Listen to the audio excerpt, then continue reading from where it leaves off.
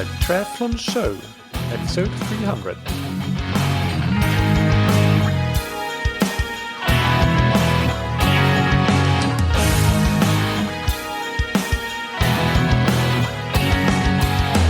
Hey, what's up everybody? Welcome back to another episode of That Triathlon Show, the podcast presented by scientifictriathlon.com. I'm your host Michael, and on today's episode I interview Dr. Nicki Winfield Almquist. Nicki is a researcher at the University of Copenhagen in Denmark, and in this interview we discuss the research that he did regarding including sprints in otherwise low intensity and usually long endurance workouts for cyclists and the effects that that has on performance as well as on acute muscular and hormonal responses to training. We'll get right into that after thanking our sponsors.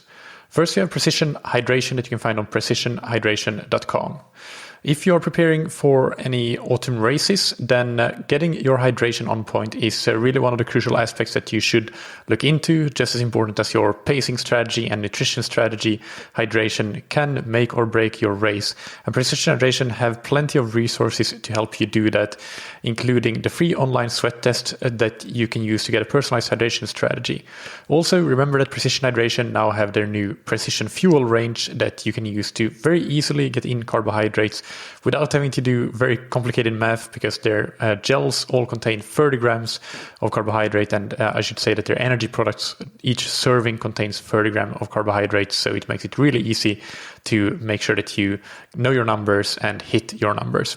You can also book a free one-on-one consultation with the Precision Hydration team to refine your hydration and fueling strategy. Use the promo code THATTRIATHLONSHOW15 to get 15% off your first order of Precision Hydration electrolytes or Precision Fuel. And thank you to Zen8 that you can find on zen8swimtrainer.com.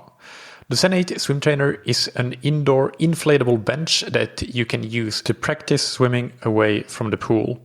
You can work on specific aspects of technique, strength, power, and stamina, and it can be a great and time-efficient way that you can complement the training that you would otherwise do in the pool and open water, but without the struggle of having to find all that additional time for commuting and potentially even in these days where many pools still have somewhat restricted access, scheduling an hour that you can be there and so on. So it's a great complement to that in-water swimming, and you can get an additional 20% off the currently ongoing summer sale, taking the total discount of the Zen8 swim trainer to more than 40% when you purchase the swim trainer on zen8swimtrainer.com/TTS and add that coupon code that you'll get at that URL at checkout. Be aware that this summer sale ends at the end of August, so there's a little time left to use it, but not that much, so be quick and get your Zen8 swim trainer. Now, without any further ado, let's get into the interview with Dr. Nicki Winfield Almquist. Welcome to the Triathlon Show, Nicki. How are you doing this morning? Thank you, Michael. I'm doing well. Can you start by giving an introduction of yourself to the audience? Tell us a little bit more about who you are and what you do.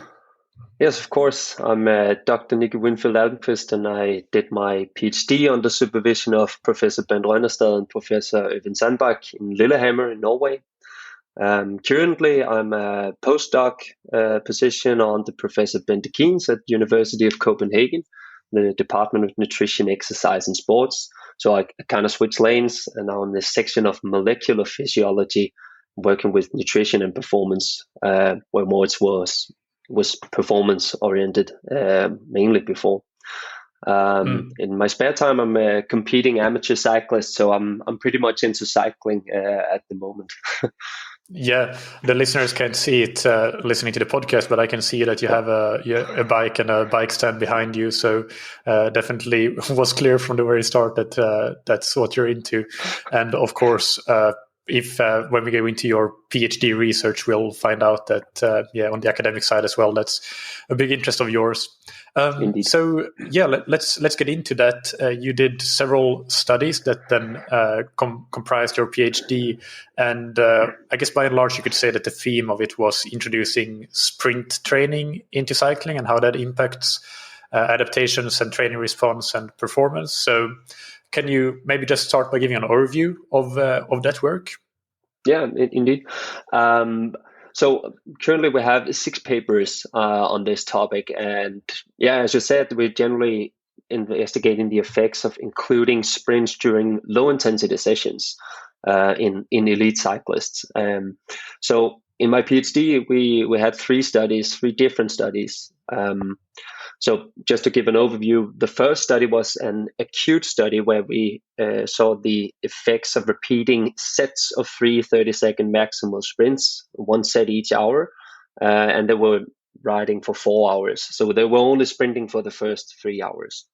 And then we saw what happened. Nine 30-second sprints in total during a 4-hour low-intensity ride. Exactly.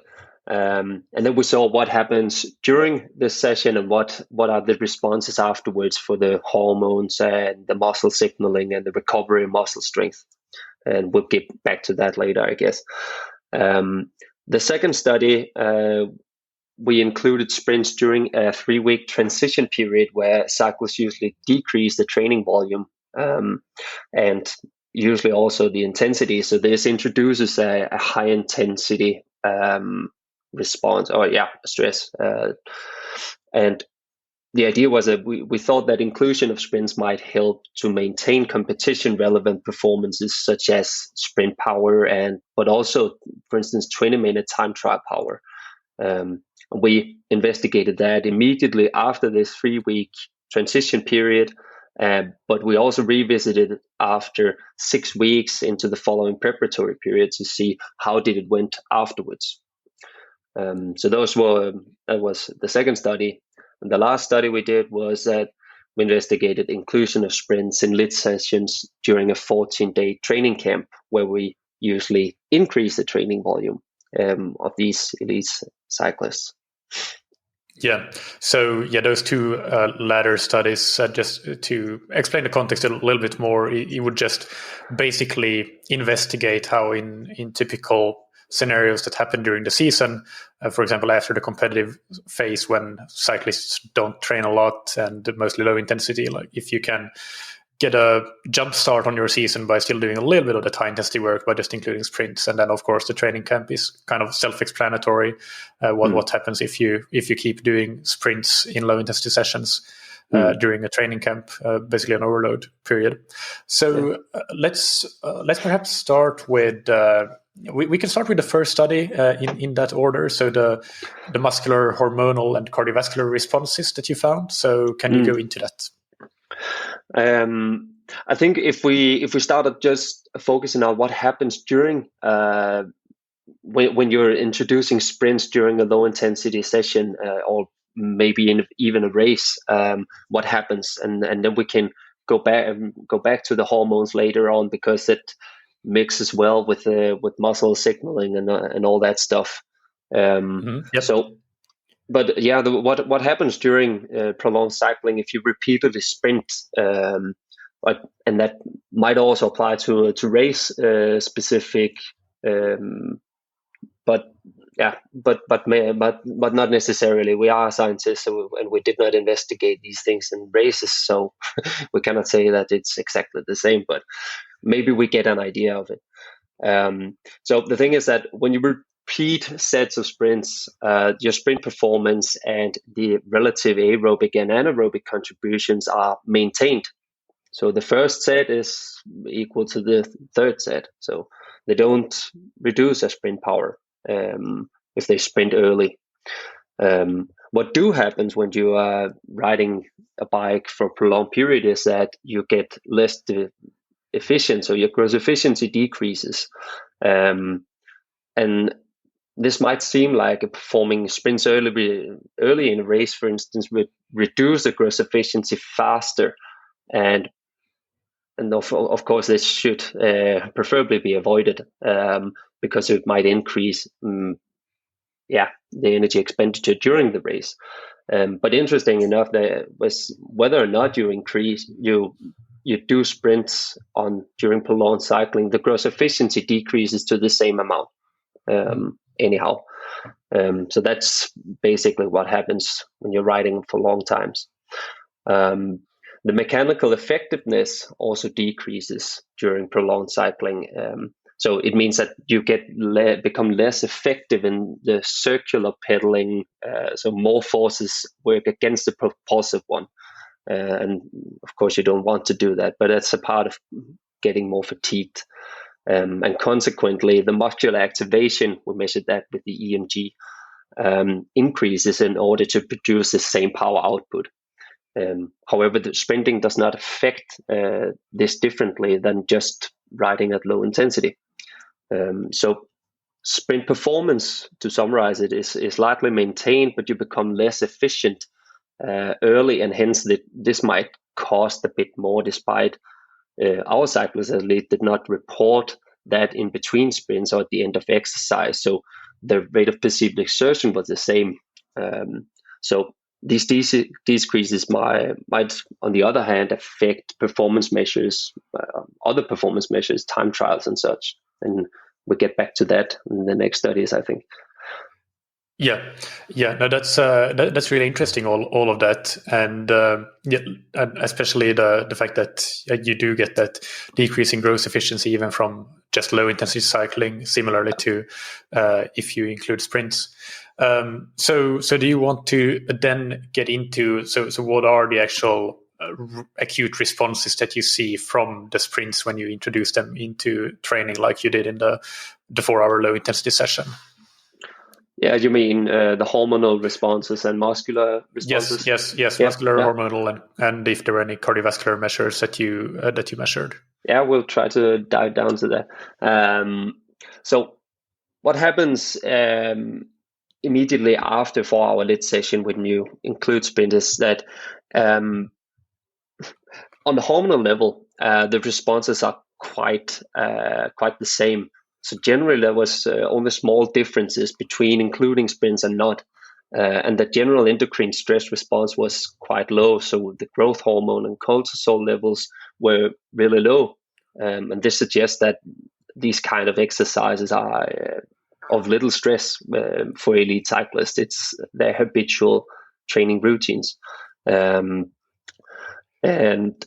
we did not see any evidence for a prolonged stress response when including sprints. So, of course, this needs further investigation of takes of sprinting for longer interventions, but acutely we did not see huge differences in the hormonal responses when including sprints.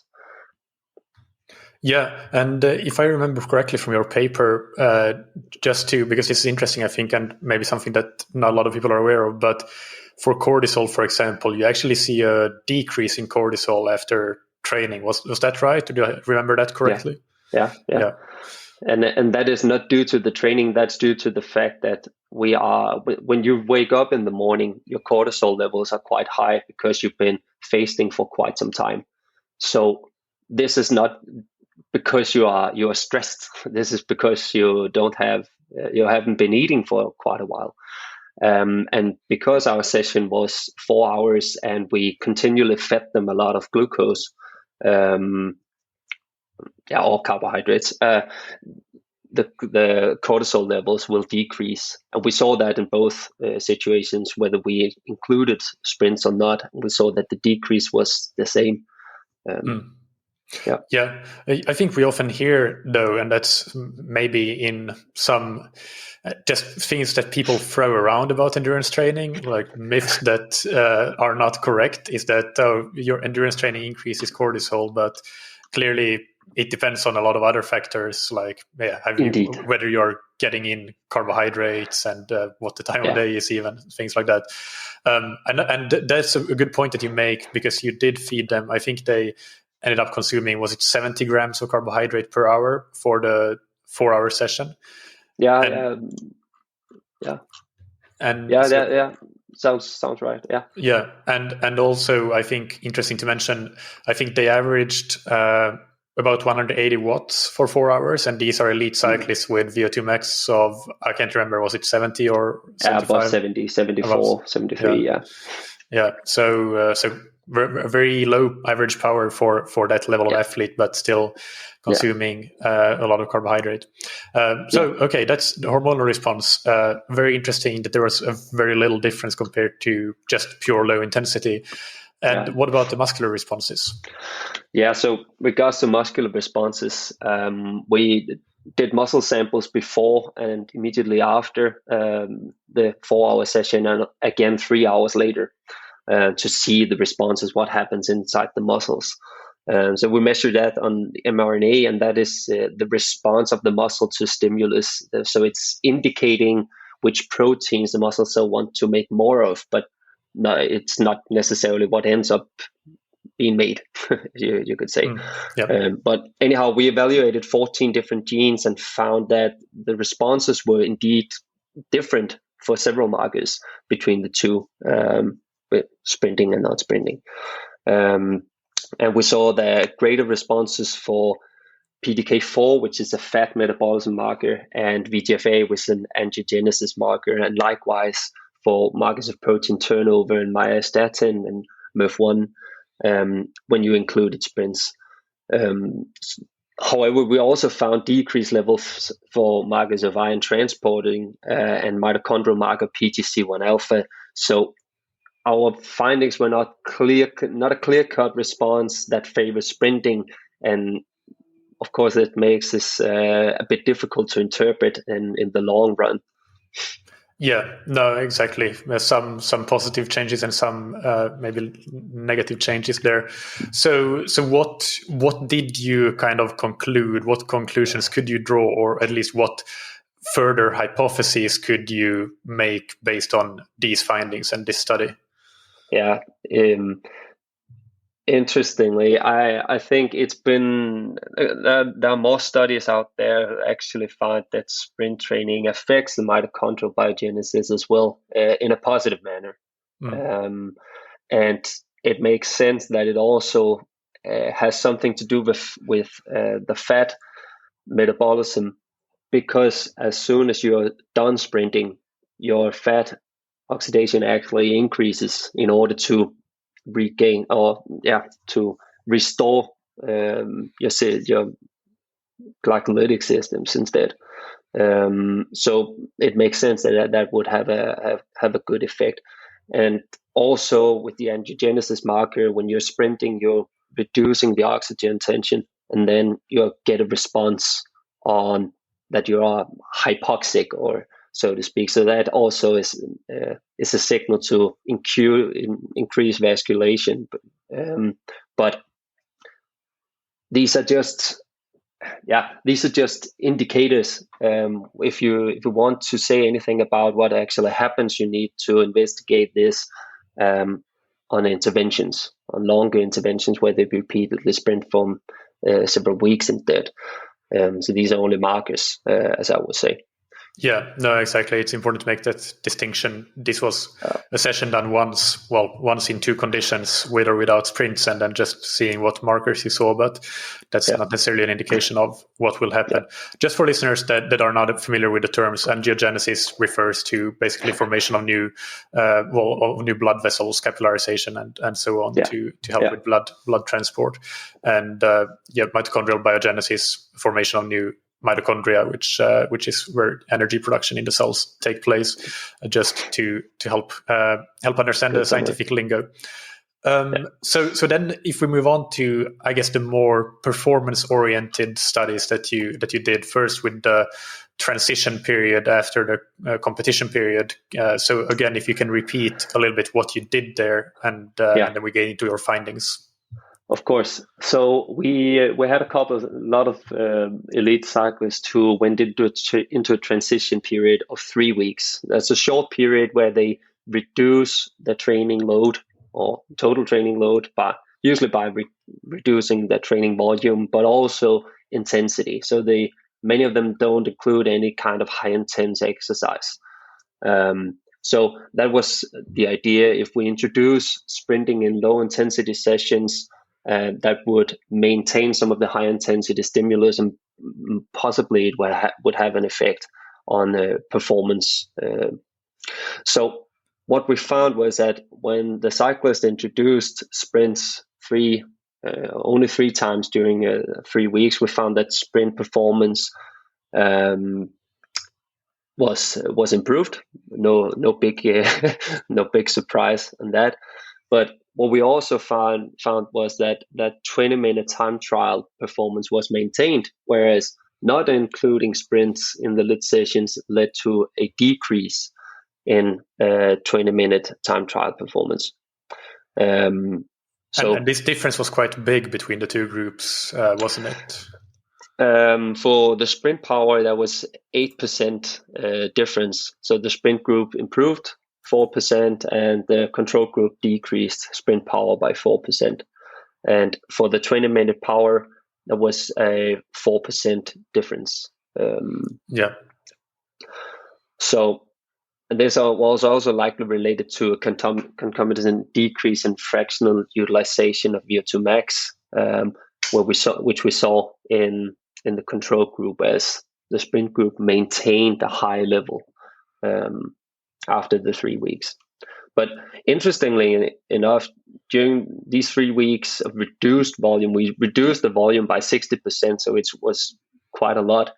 We did not see any changes in VO2 max or maximal aerobic power, so that was maintained during these 3 weeks. However, the power output at 4 millimoles of lactate was decreased in both groups by 4 to 5%. So this is more likely related to the reduced training load and is not affected by inclusion of sprints.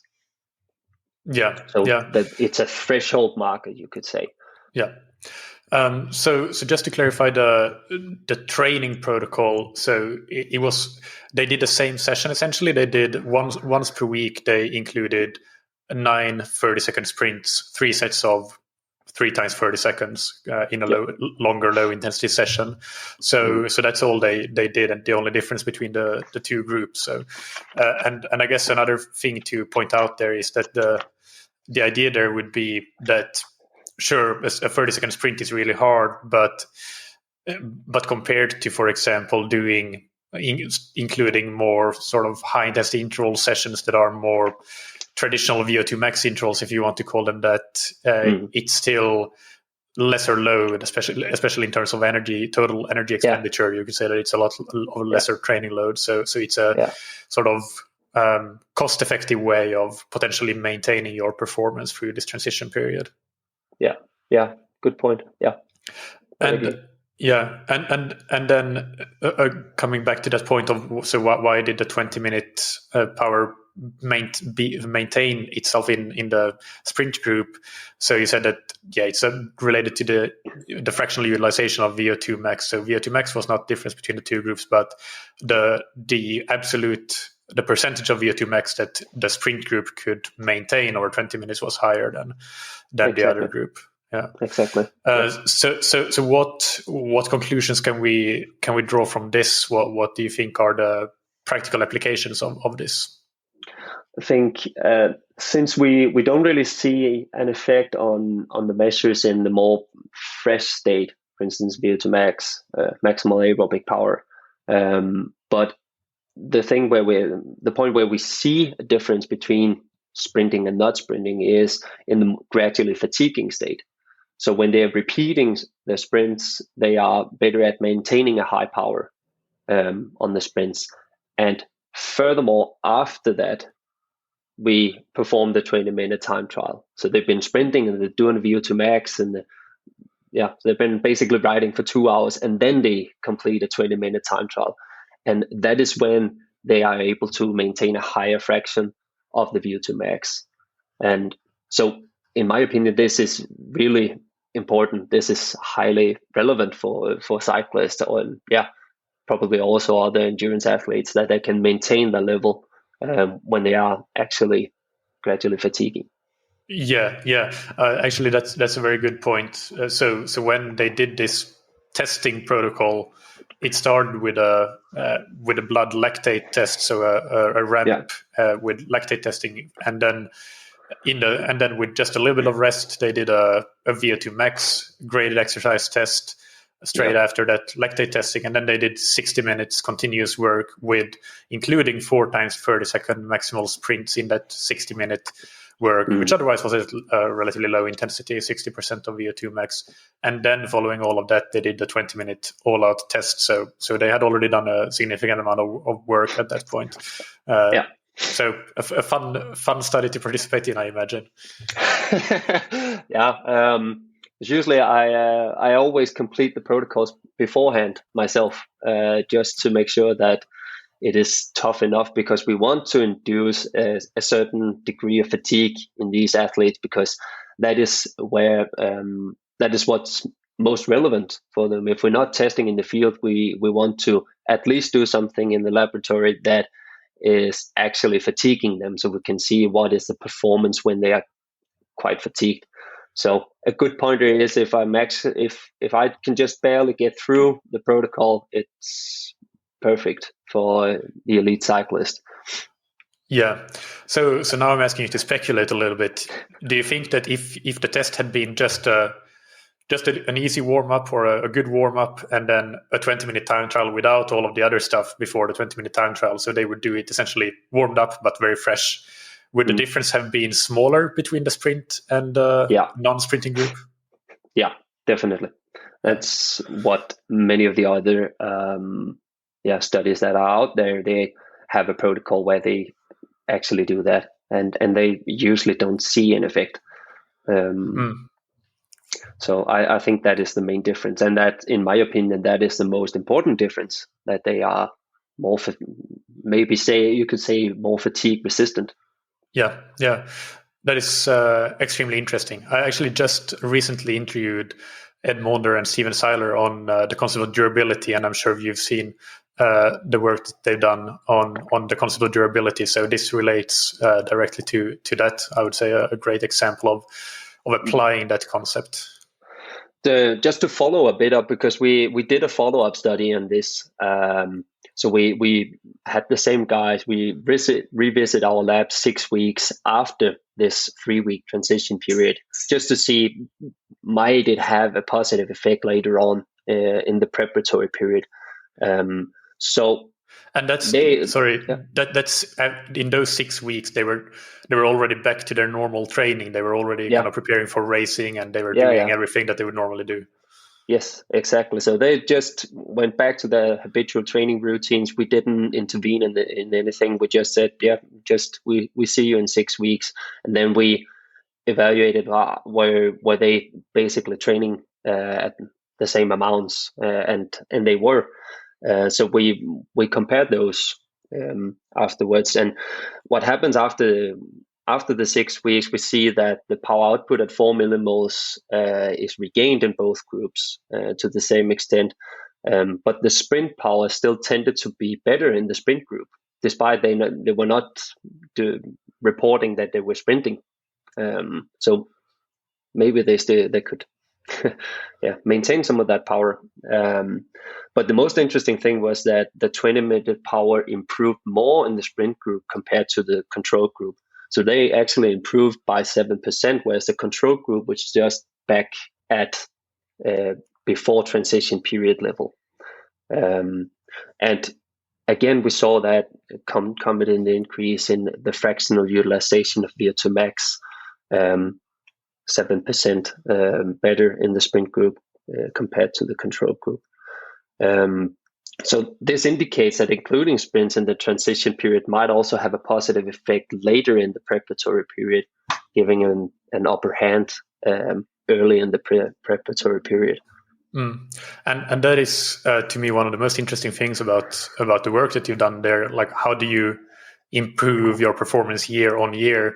Of course, you do need to have a bit of a rest period at some point, but your work indicates. But when you rest, you of course lose some fitness, and finding that balance between how long to rest and what to do when you're resting, how much just low intensity versus how much high intensity.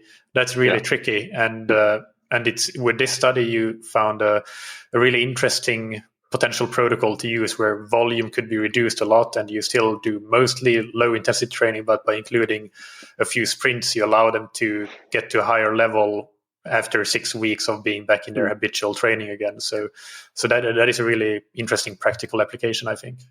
Yeah, indeed. But as you say, it's really important, because you cannot just say that for all athletes that this would be the perfect model. I think it's important to ask the athletes, do you think it's fun to actually do these kind of sprints? go out with the guys and have a bunch sprints, and have a positive effect of that. If you're fine with doing high intervals in your off season, then go ahead. If you want to play soccer, go ahead, do that. But at least it's important to maintain some of that high intensity exercise also during the off season. But yeah, you need to recharge the batteries some way. Yeah, and then the first study, when you looked at the including sprints during the training camp, what was how did you do that study, and then what did you find there? So we asked 2 cycling teams who were planning to go on a 14-day training camp, focusing on mainly low intensity training, which is pretty early in the preparatory period.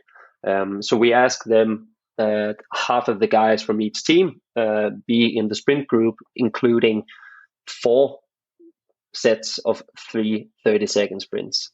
So it was low intensity sessions or for 14 days, and on 5 occasions the sprint group included total 12 30-second sprints.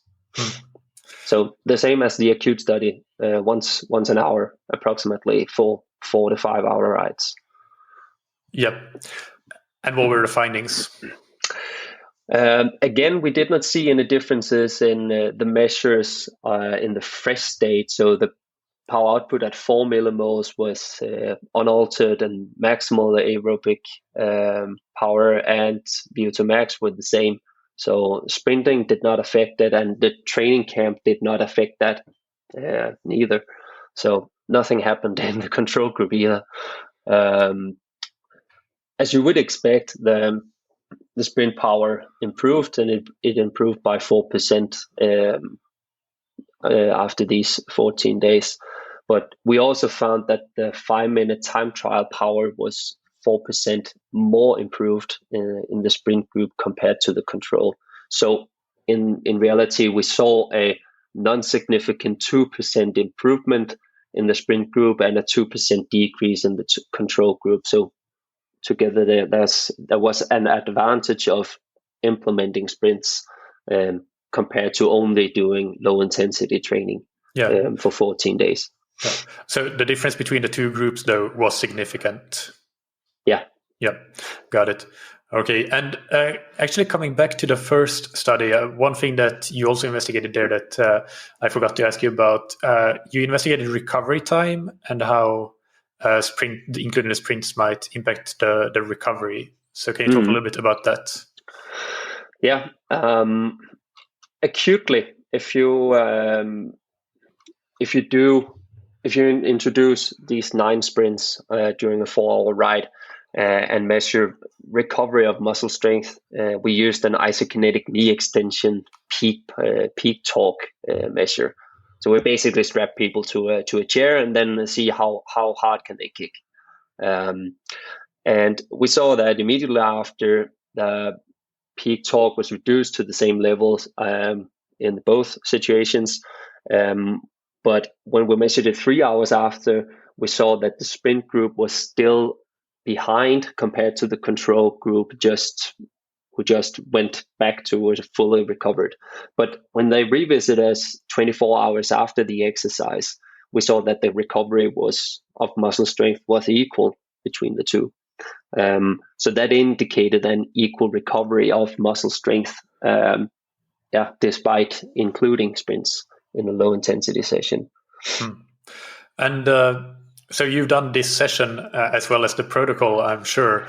How do you feel 24 hours later if you include sprints? Because even though muscle strength might be fully recovered, do you feel the same? Do you feel ready for the next day's session just as much as if it was just a low intensity session, or do you still feel that something is a little bit different, whether it's neural drive or whatever it might be?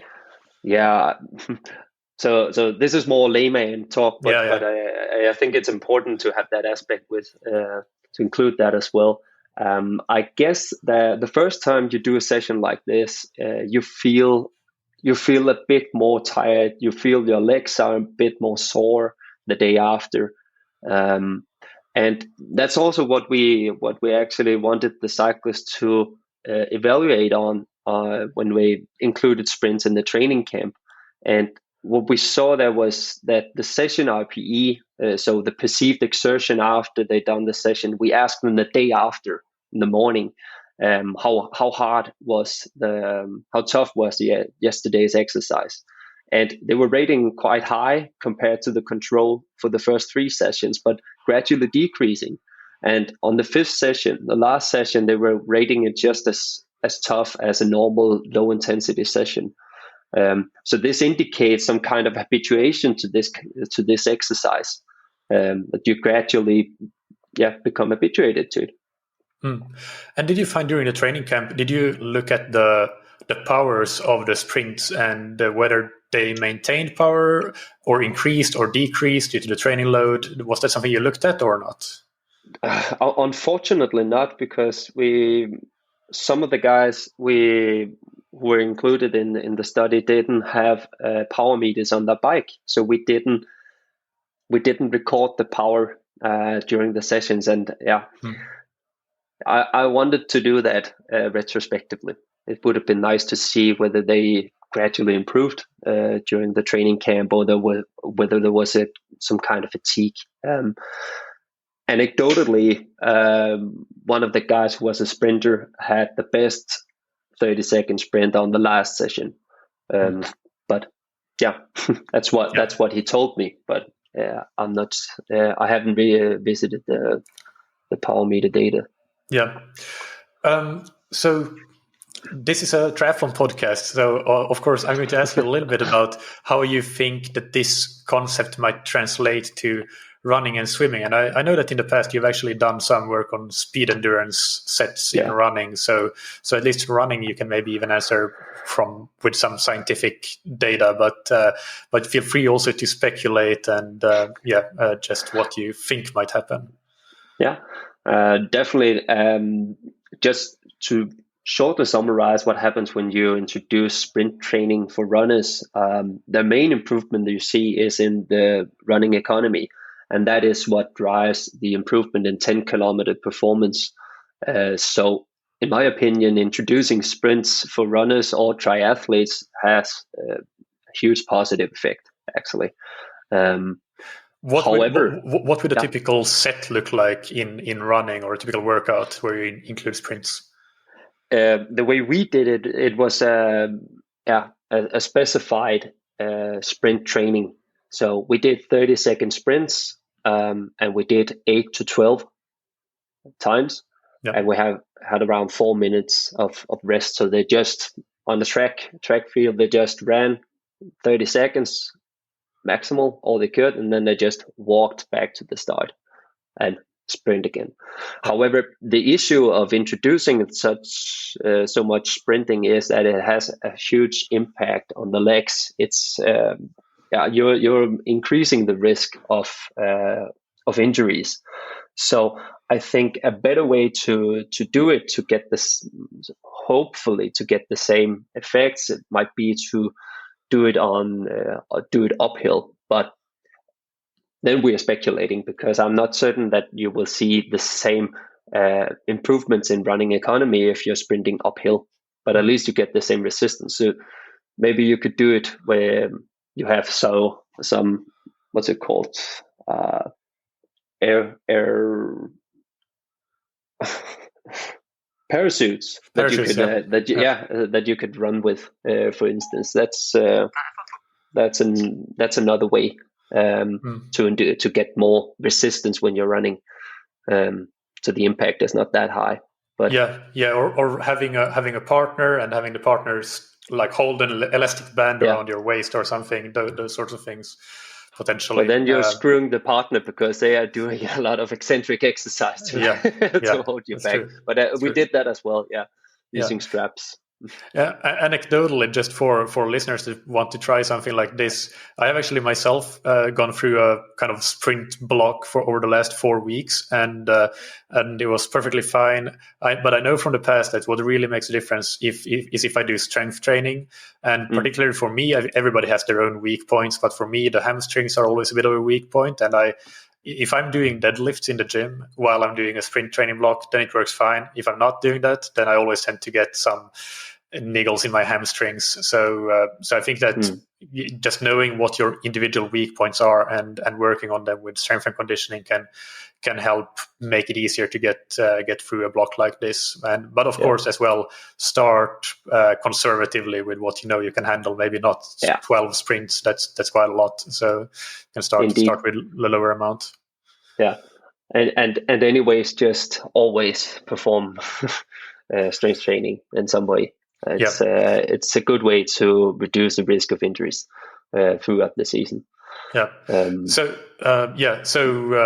sorry, I interrupted you there with asking about the session, but you were talking about the running economy. What magnitude of improvements did you see in the studies that you were doing?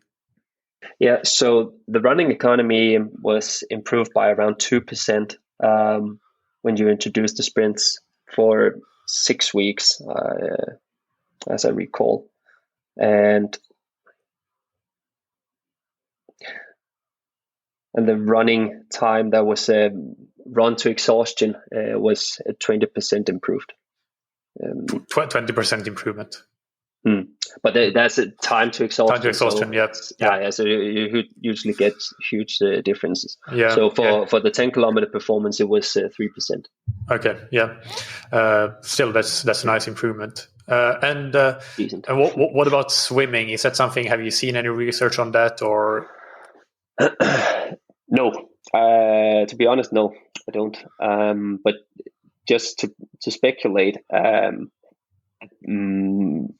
would say that it might have some of the same aspects, because it's for running, it's like you're improving your technique, and I would guess that for swimming it might have a kind of similar effect if you're focusing on grabbing the water, just have not as much pull as you can, but also there's not only the technical aspect, there's also the mental aspect of it, that you are focusing on something other than just doing low intensity or moderate intensity swimming, just lanes back, forth. But then you're introducing something that might be fun for someone. I think at least that also have a positive effect. But to say that it has a certain positive effect on the performance in swimming, I don't dare to say that. Yeah, no, of course. So thinking a bit about periodization, or how to include sprints in training, of course, this is where we really get into speculation. You have research in transition period, and that is effective, we have seen, but also there are other things that could be effective in the transition period. But what would, as a cyclist yourself, how would you include sprint training in your training?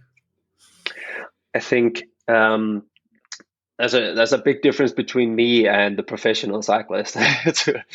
to be honest, they are exercising double or 3 times as much as I do. So for the professionals, it would be more a focus of when you have 2 weeks, for instance, where you're not competing, it could be an idea to put down a session like this, introducing sprints, just to mimic some of the things you do in competitions, and to keep that kick between competitions.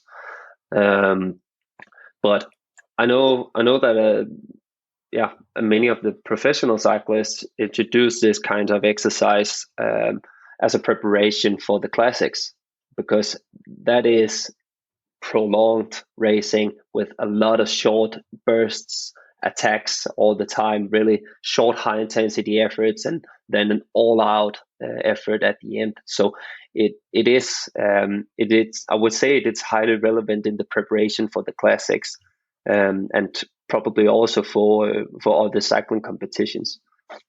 Yeah.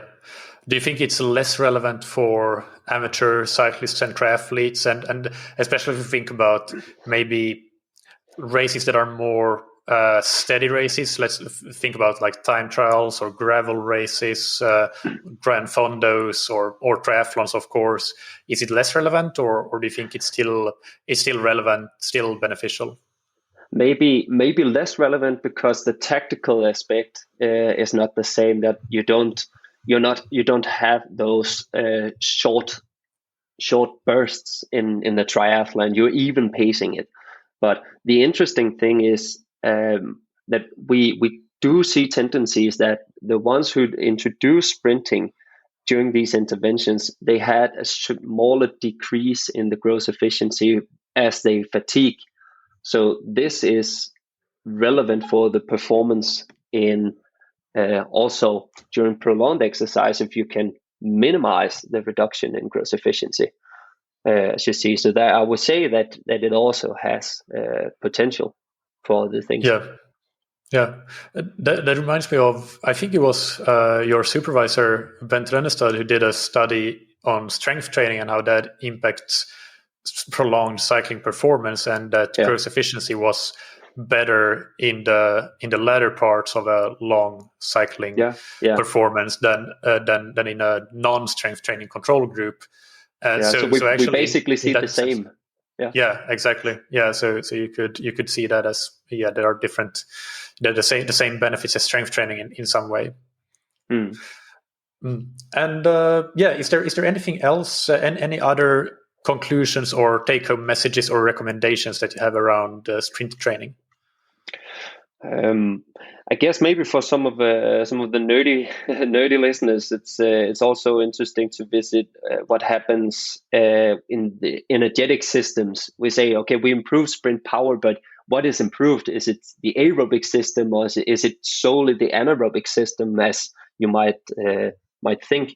And on the training camp, we saw that they on average improved sprint power by 25 watts in these sprints, and we not a big not big news, but we saw that the anaerobic power was the one that was most increased. That was increased by 15 watts. However, the aerobic system also improved, so they were producing 9 watts more on the aerobic system. So it's interesting that it's not only anaerobic power that you improve when you introduce these sprints. But another thing was also that specifically the anaerobic power improvement was greater on the third and the fourth sprint compared to the control group. So you could say that they become better at recovering from maximal efforts and are able to reproduce those powers when they repeatedly sprint. And for tactical reasons, that is quite relevant for cyclists. Maybe not so much for triathletes, but that is very interesting. And it reminds me, I've done a couple of interviews with experts on sprint interval training before, and the most recent one was Michael Rosenblatt, and he did a big meta-analysis on what sort of interval interventions improve time trial performance. And he did find that sprint interval training improved time trial performance and by a certain amount, not as much as longer high intensity intervals, but that's not necessarily the point. But also I think that looking at VO2 max, many of the studies at least have found an improvement in VO2 max, but maybe a lot of them are not in elite cyclists like your study was, but still for a lot of listeners, actually, it's important to keep in mind that you are, as you said, you can add aerobic power to your sprint, but you can also potentially, based on these other studies that we have seen before, add just VO2 max if things go right, if you're lucky.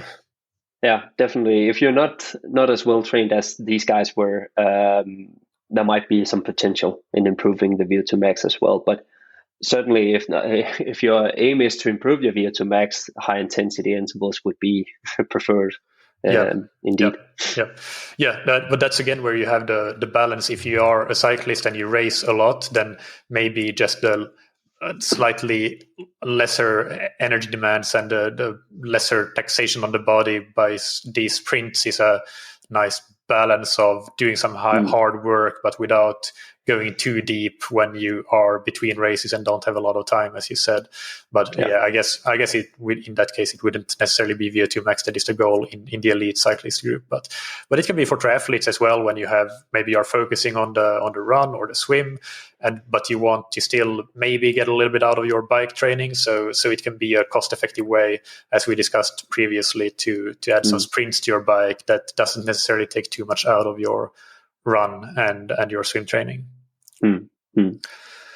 All right. So just one more question. So you mentioned that now your research work is slightly different. So can you just give us a little bit of an overview of what you're working on currently for people that want to follow what you're up to right now? Yeah. So Bente Keens is a professor in nutrition. So she is mainly focused on what effects does it have to alter what we eat, basically. So what I'm working on now is we are manipulating not elite, but well-trained athletes, what they eat. If we change how much protein do they get, how much carbohydrate do they get, what are the implications on performance if we change that for, say, 6 weeks. Do you already have any published data on this, or any data no? Okay. No, this is ongoing. Yeah. Well, maybe at some point we can have you back and discuss that, because I'm sure that would be a very interesting topic to get into. Hopefully. Would like to. All right. Well, let's get into the rapid fire questions. Take just one sentence to answer these. And the first one is, what's your favorite book, blog, or resource related to endurance sports? At the moment, I actually think that Alex Hutchinson is the Twitter handle at Sweat Science. He does a very good job in communicating all kinds of endurance science. So if you just want a quick overview or something, it's nice to read his blogs. He's good. He's good at communicating it. Yeah, excellent. What's an important habit that you've benefited from, athletically, professionally, or personally? Well, athletically, you should say it to the record that I've been on the national teams in rowing, and especially for that, we were always focused on striving to do everything better, bigger, better, but still try to be satisfied with the results and the goals you actually achieve. So, but it's always with the positive thinking, but striving to become even better than you are, and that's something that just lingers on, I guess. And who's somebody that you look up to and admire? Professionally, I would say the late Bengt Saltin was really one to admire, and a complete and inspiring scientist. He is just the grandfather of many of the research areas that we have now. Truly inspiring. Yeah, that's perfect. And finally, where can people follow you and your work? Things like Twitter, ResearchGate, or anything else that you have to mention? Twitter is my main account for where I present new studies and just share studies I think are interesting, or topics that are interesting for endurance athletes. And my Twitter handle is at Almquist Nicki. But the best way to follow what we publish is, of course, on ResearchGate. So you can find me there on Nicki Almquist as well. Awesome. Thank you so much, Nicki, for your time. It was great to have you on and to hear all the information about sprint training. It was a pleasure talking to you. Yeah, pleasure. I hope that you enjoyed that interview. As always, you can find the show notes on scientifictriathlon.com with links to Nicki's profiles on Twitter and ResearchGate, as well as all of the papers, or most of the papers anyway, that we talked about and mentioned, and Nicki's full thesis. You can find all of these on ResearchGate, and if any of them, I think that they're open access, but if any of them are not, you can just send a request to Nicki and you should be able to access it that way. I have also linked to a couple of episodes that I've done in the past, more related to sprint interval training. And I do want to mention that while I link to those, because I think that it's interesting further listening to hear about what some previous research have found around sprint interval training. What Nicki has done is not the same as sprint interval training per se, because what Nicki did in his research was to include sprints where each set had fairly short recoveries between sprints. Then, of course, between sets, the recoveries were long. But that's already different than what sprint interval training does, where the recoveries are always around, let's say, 3 or 4 minutes or 5 minutes or so between sprints. That's not the case in Nicki's sets. And also, what is very different is that sprint interval training sessions typically last 30 or 40 minutes in total. And in Nicki's work, a lot of times they were working for 4 hours or so in those long distance sessions. So that's something to be aware of, but definitely worth having a listen if you're interested in the science behind different types of intervals. Now, if you are looking to take your triathlon or endurance performance to the next level, I would highly recommend that you do that with the help of a coach. Or if you can't do that, if that's out of your budget, then at least use a training plan. And we have options for both of those services and products on scientifictriathlon.com. So go and check that out if you want to take your training and racing to the next level. That I think is a great place to start. Big thank you to our sponsors, Precision Hydration, that you can find on precisionhydration.com. Check out their free resources like the free online sweat test and the quick carb calculator. And also remember to book a free consultation with the Precision Hydration team and get 15% off your first order with the promo code THATTriathlonshow15. And thank you to Zen8 that you can find on zen8swimtrainer.com.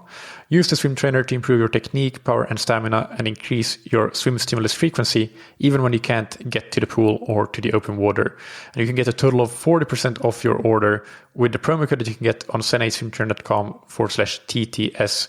But this lasts until the end of August while the summer sale is still running. After that, the discount will still be there, but it will be only 20% because the summer sale won't be in effect anymore.